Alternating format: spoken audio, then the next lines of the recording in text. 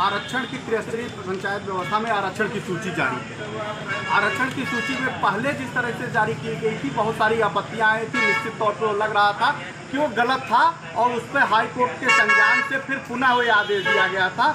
उस आदेश के बाद भी यहाँ खेला होना शुरू हो गया और निश्चित तौर पे बहुत बड़े पैमाने में यहाँ पे अभी भी धांधली हुई और आरक्षण की सूची में बड़ा फेरबदल किया। कुछ गठजोड़ नेताओं का और अधिकारियों के मिल के वो एक ऐसा रास्ता बना दिया गया जिससे सवर्ण समाज के लोग वंचित हो जाए। आज हम सारे लोग मिलके आए हैं कि जनाब जरा बताइए सरकार कि 10% का आरक्षण 10% का आरक्षण कहाँ है जो हमको भारतीय जनता पार्टी की समर्थित सरकार ने लॉलीपॉप के रूप में सवर्णों को दिया था।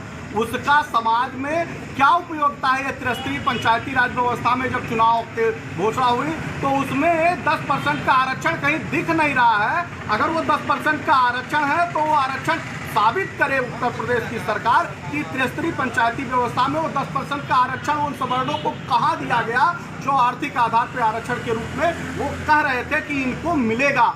और आज वो घोषणा सिर्फ और सिर्फ हवाई साबित हुआ है। इसकी मांग को लेके हम सारे सवर्ण समाज के परिवार के लोग आए हुए हैं कि सरकार जरा बताइए वो 10% का आरक्षण आपने कहाँ जारी करा है, वो लाभ हमारे समाज के लोगों को कहाँ मिला है। क्या आपने सिर्फ चुनावी एजेंडे में सवर्णों को मूर्ख बनाने के लिए वो बात कही थी या फिर उसको धरातल पे उतारने का आपका कोई प्लान भी इस समय दिखाई दिया था कि नहीं? आपने कहा था कि उत्तर प्रदेश में लागू हो गया, आपने कहा था विभिन्न प्रदेशों में तुरंत प्रभाव से लागू हो जाएगा। उत्तर प्रदेश में त्रिस्तरीय पंचायत व्यवस्था में हमने कागजों में खोज डाला लेकिन कहीं 10% का आरक्षण। क्या मानते हैं कि सरकार जिस तरीके से आरक्षण की बात कही थी आप उस पर क्या विश्वास? एकदम, अगर ये बातें सिर्फ हवाई थी, वो हमारे उत्तर प्रदेश के और भारत के सवर्णों को मूर्ख बनाने के लिए उस सदन में हमारी बात कही थी, सिर्फ चुनाव जीतने के लिए अगर कही थी, तो निश्चित तौर पे उत्तर प्रदेश का सवर्ण इस बात को समझ गया है कि उत्तर प्रदेश में भारतीय जनता पार्टी ने जो कहा था कि सवर्णों को 10% का आरक्षण देगा, सिर्फ वो लॉलीपॉप था। उस समय चुनाव जीतने के एजेंडे के लिए कहा था, बाकी और उसका कोई मकसद नहीं था। आज भी अगर उन्होंने सही कहा है तो 10% का आरक्षण त्रिस्तरीय पंचायती राज व्यवस्था में जो हमारी सीटों पे हुआ है वो या तो सार्वजनिक करे या तो कारण बताए कि किस कारण से हमने सवर्ण समाज के लोगों को 10% आरक्षण देने का काम नहीं किया था। अन्यथा हम सब लोग सड़कों पे उतरेंगे और 10% आरक्षण के लिए या फिर हमारी जो त्रिस्तरीय पंचायत व्यवस्था में हमारी खाका है, मैं जिस कॉन्स्टिट्यूशन से चुनाव लड़ रहा था उस कॉन्स्टिट्यूशन पे पूरे बस्ती जनपद में वो भी सीट सामान्य इस नाते की गई कि 9 सीटें अपनी सीट में वो रखे हैं कि पूरी बस्ती में 9 सीटें दलित की हैं और उस सीट में उन्होंने 10 सीटें एससी की करी हैं।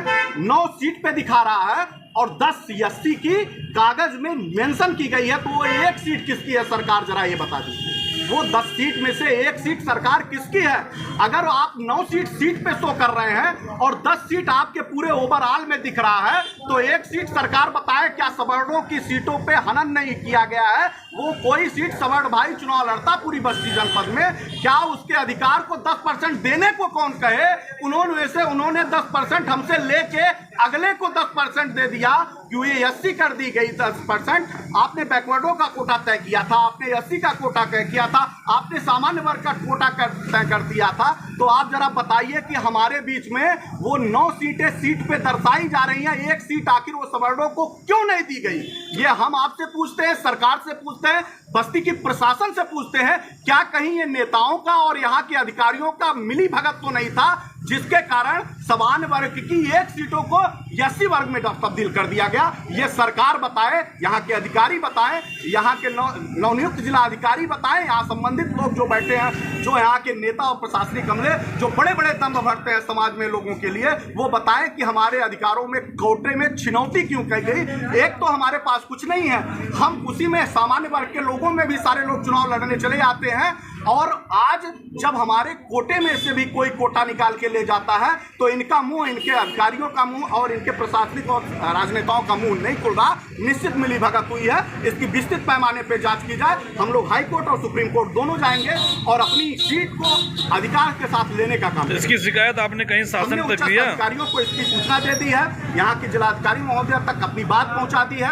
अगर ये बातें हमारी कंसीडर के रूप में नहीं मानी जाएंगी तो हम आंदोलन करेंगे। आंदोलन करने से भी बात नहीं मानी जाएगी तो हम हाई कोर्ट और सुप्रीम कोर्ट जाएंगे। लेकिन अगर 1 सीट जो है वो 9 सीट के जगह 10 की गई है तो सरकार अगर वो सीट का मूल्यांकन, या तो प्रशासनिक अमलों में फेलियर है, उनकी सीट 43 की थी, 43 में से 9 सीट उन्होंने सीट पे लिखा हुआ है और 10 सीटें अगर एससी की दी है तो 1 सीट हमारे सामान्य परिवार के लोगों की थी।